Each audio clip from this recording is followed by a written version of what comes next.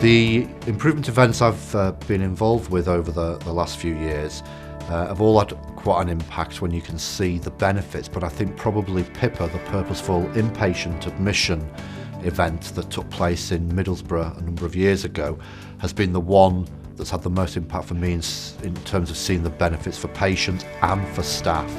We've significantly reduced the length of time people spend in services, but also made staff's job roles clearer, more succinct and more satisfying. One of the early messages I got was batch processing. Batch processing is a bad thing. Now, in medicine, the way you're trained, everything is batch processing. You know, an outpatient clinic is where you batch a piece of work. You concentrate a whole load of work together, a load of patients come and see you at once. A ward round is a batch process. And even within that, you batch. So at the end of a clinic, you might do all your letters, or even maybe do all your letters later on in the day. What I learned in Seattle, what I learned in Newcastle was that, you need to do a continuous process to be efficient. Now, I wouldn't have believed that. I'd have said, it's very efficient for me as a consultant to batch my work, so that I roll up into a room somewhere and then all the patients are brought to me nicely and efficiently. It gives you a pseudo-efficiency of your time, but in actual fact it creates so much other inefficiencies in terms of the patients. So I started dismantling outpatient clinics and trying to spread my outpatients throughout the week. I did all my admin in a continuous flow basis. It's where you basically see a patient and then you do all the tasks to do that patient straight away. You don't batch the work for later on. And so gradually you're doing what Lean talks about, which is doing things in a continuous flow.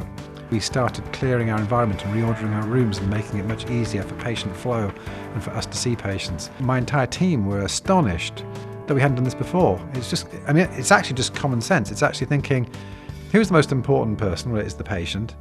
And if the patient is the most important person, and nearly everybody has as a mission statement, the patient is the center of everything we do. Nearly everybody says that. But the corollary is that then you've got to organize everything around that. And that's what people don't do. We always say the patient is the most important person, and then we organize it around our delivery of services. If you organize the delivery of services not around us, but around the patient, then things change dramatically. The staff just saw the massive differences. It's really, really important to get inpatient care working efficiently because it's the most expensive part of care. And I remember at this point in time, 2007, 2008, we are talking about foundation trust applications, we're talking about cash releasing efficiency savings, and everyone is talking about trying to reduce the costs of inpatient care and expanding community care. Well, a weekly ward round process clearly does not meet patient need. If your decision-making organ, if you like, is largely geared around a multidisciplinary process that occurs once a week, you're going to get delays in care.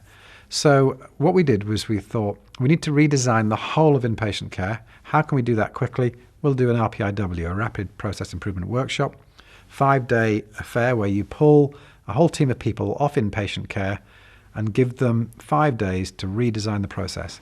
And what I said was, I want you to kill off the ward round. The ward round is dead, but what replaces it? I said, analyze all the essential tasks we need to do in inpatient care and design them into a daily process.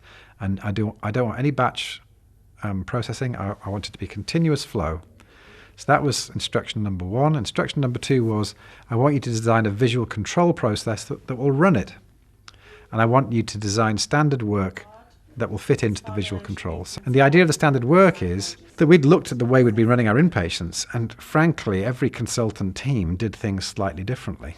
Everything from the way we applied risk assessment through to arranging leave. And of course, that affects the other patients, because if you've got the kind of consultant that would discharge you, another one stops your leave, another one just lets you get away with it, it means that you can get quite angry. And the differential handling of patient problems was causing patients to get angry, and some of them were getting violent as a result of the differential handling. And so without standard processes, we're getting a lot of resentment and a lot of violence. And what we found from the PIPA process is by applying standard care and making sure that we ran it in a standard way using visual control, and bearing in mind that we were doing things continuously, so we were reviewing everybody every day, the outcome of the RPIW transformed our violence and aggression on the wards. Absolutely transformed it. We got something like an 80% reduction in the first year of the application of the RPIW. in terms of stopping patients feeling angry and upset, because they knew what to expect, and they were getting their requests answered usually within 24 hours, rather than being told, we had the ward round yesterday, there's not going to be another decision for another 5 days. So it was revolutionary. So I just set the parameters, the team worked it all out, and they handed us this product called Purposeful Inpatient Admission. And then we started applying it.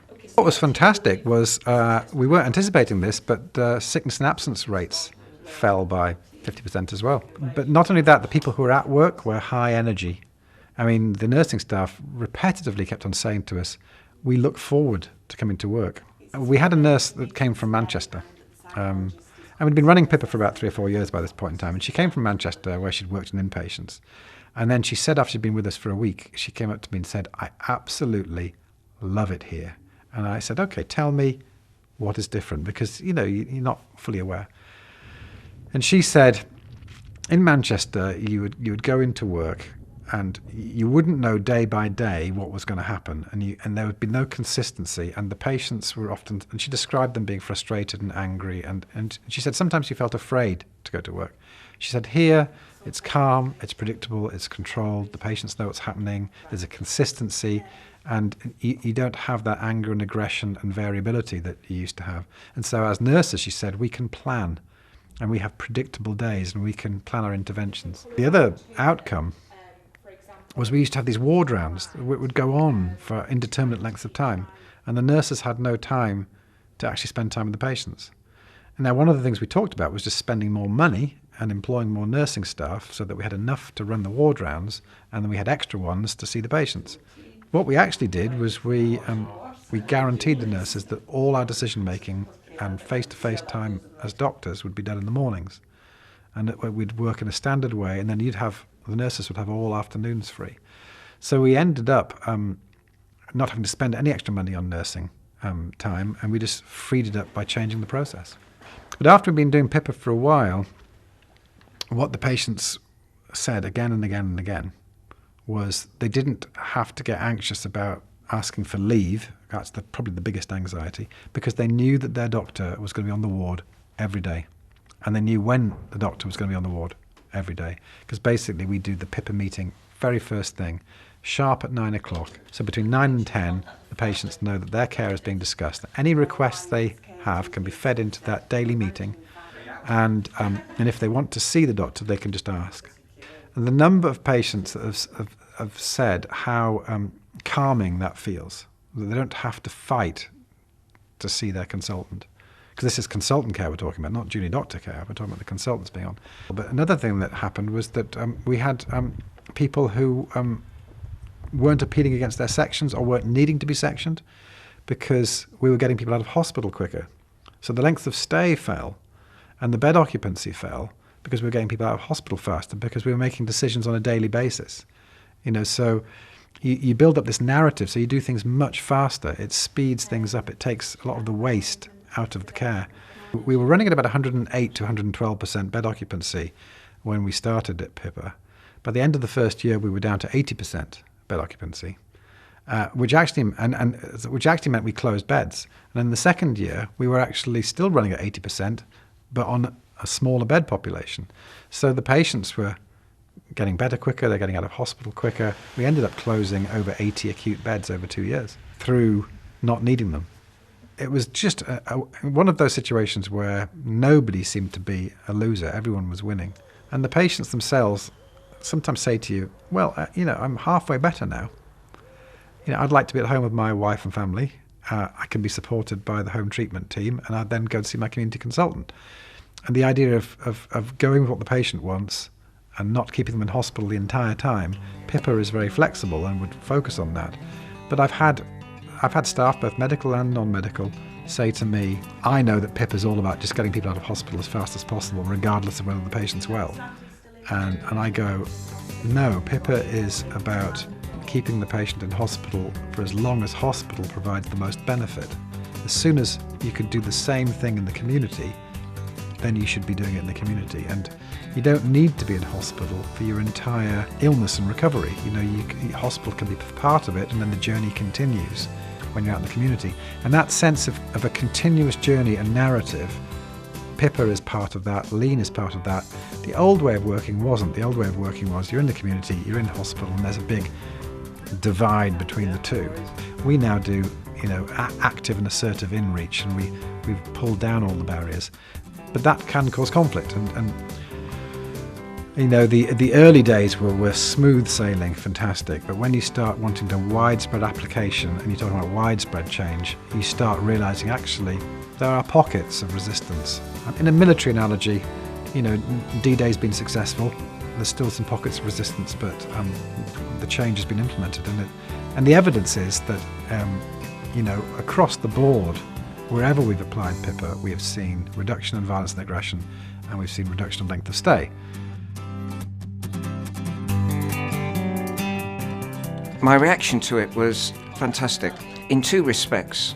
Firstly, to learn about the improvements they've made to the way clinical staff work in inpatient settings to reduce waste and improve the effectiveness of the treatment. Secondly, it was the passion, enthusiasm, excitement, the sense of pride about what the 15 staff had achieved who had taken part in the Rapid Process Improvement workshop.